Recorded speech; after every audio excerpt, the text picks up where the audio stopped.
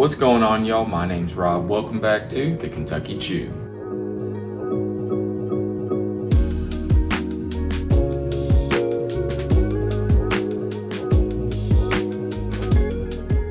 Welcome back, folks. Glad you're here. Appreciate you tuning in. Just want to say thank you again to you all. Again, we're still pretty new at this, but the support has been incredible, from subscribers to views and likes and comments. Shout out to you all.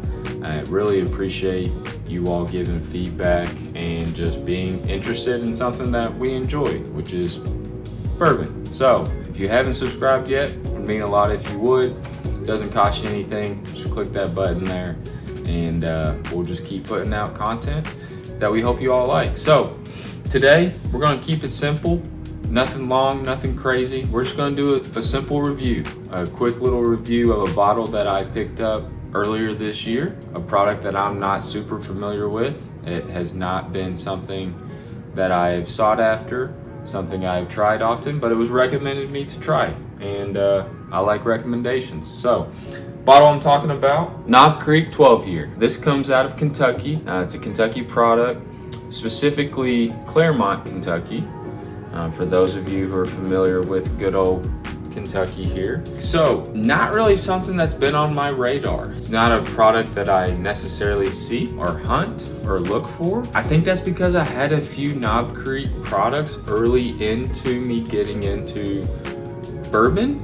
I just didn't care for them. If I remember back all those years, I felt like they were harsh.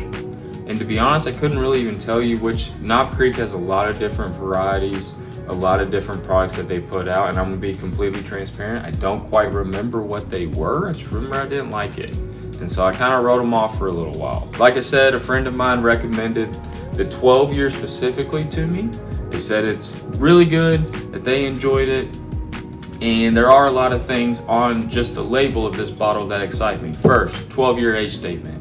I love it. If you've watched any of my videos, Weller 12 is a product that I really enjoy, and could argue that it might be my favorite out of the Weller lineup. It's just the one that I've had the most often, and so the one that I pick up the most, and I like it. 12 years is a sweet spot on a product. Anywhere between that 12 to 18 year mark, usually I'm a fan of. And then 100 proof. This 12 year Knob Creek comes in at 100 proof. Another sweet spot for me. To me, that opens up a lot of flavor. You're not gonna be worried about, singeing the taste buds, ruining your sense of smell.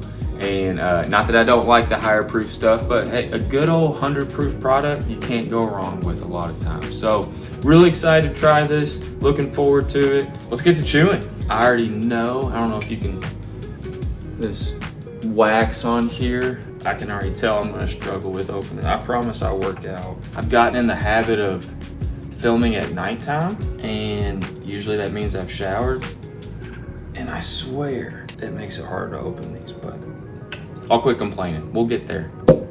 Ooh, that was a big pop. All right, she's open. We're rocking and rolling. Glencairn, you all know how I do it. We'll do a nice little pour. It's been a minute. I've recently gotten back into some fitness, been exercising, taking care of the body. Highly recommend that if you're gonna, one, be alive, two, if you are gonna enjoy something that's really not the best for you, but it is enjoyable. So, all right, here on the channel, the things we look for: smell, taste, finish, okay? Without further ado, happy chewing. Very strong. Not like heat strong, overpowering strong, just a bold scent to it. It's got a good nose, really good nose. Pretty much just getting like traditional whiskey notes, but not overly sweet. I'm not getting anything fruit related. Getting oak, plenty of oak so far. I think that I am picking up maybe like a note of like syrupy type sweet, like a sugary syrup sweet, but mellowed out with some oak char. I would have swore that like the first few sniffs had some leatherish smells in there, but I'm not getting that as I continue to sniff. All right, good nose. We've got a good nose here. Let's go in for a little bit of taste. All right, we're just gonna rapid fire it. very easy to drink. I love 100 proof. I tell you what, folks, you can teach old dog new tricks. I would have passed this bottle up time and time again. I just wasn't interested in it. I don't know, it just didn't grab my attention. That's good. That's easy to drink. I cannot stress that enough. I have not had anything to drink tonight. I've only had water to drink all day, and I could pull this out to get the night started with some friends, and nobody would be mad at me about it. You don't even need that first sip to kind of warm things up and get going. I mean, you can dive right into this bad boy. I tell you, I can't put my finger on it, but there is a delightful sweetness to this product. I got it in the nose. I'm getting it in the taste. I can't quite put my finger on it, but it is good, and it balances out perfectly with a traditional Kentucky whiskey product. This is a small batch. I don't think I've mentioned that yet. Nothing flashy, nothing crazy, just a good traditional product here. 12-year, 100 proof, small batch. You're gonna get a little bit of a char, a little bit of oak. There's a nice sweetness in there. It might be kind of a vanilla sweet now that I'm sipping on it a little bit more, letting it sit there. That's good. Finish, not a crazy finish. It's not lingering much. I'm not overly upset about it with just how good from the nose and taste is so far. I do love a good finish. I do like when the flavors linger just a little bit longer. Not quite getting that with this glass, but by far that's not a deal breaker for me. I would buy this bottle again. We don't factor in price here.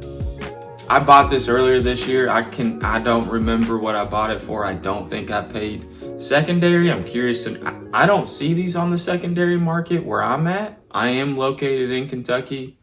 I don't think I've ever seen this necessarily being advertised to sell secondary. I don't know if everyone kind of has the same train of thought that I do, where it's just not sought after that much. It's not readily available in stores. Like, I don't see this just sitting there. And if you do, I want to say I saw this sitting around $150 maybe, because there's the 9, the 12, the 15.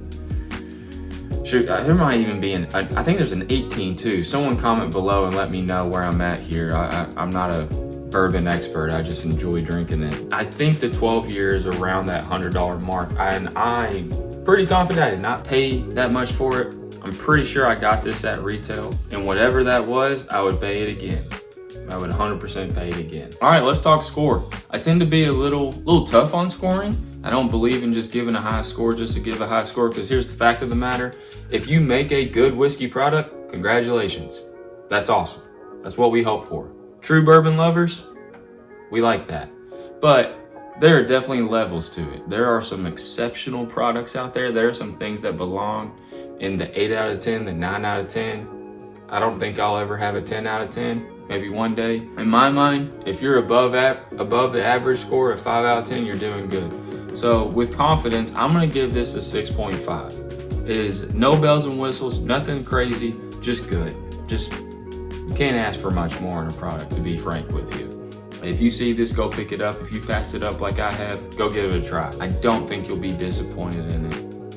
And so with that, that's our quick little review, folks. 6.5 for the Knob Creek 12-year. Highly recommend it. Definitely gets the Kentucky Chew stamp of approval. And that's it, folks. Till next time. Appreciate y'all tuning in. Happy chewing.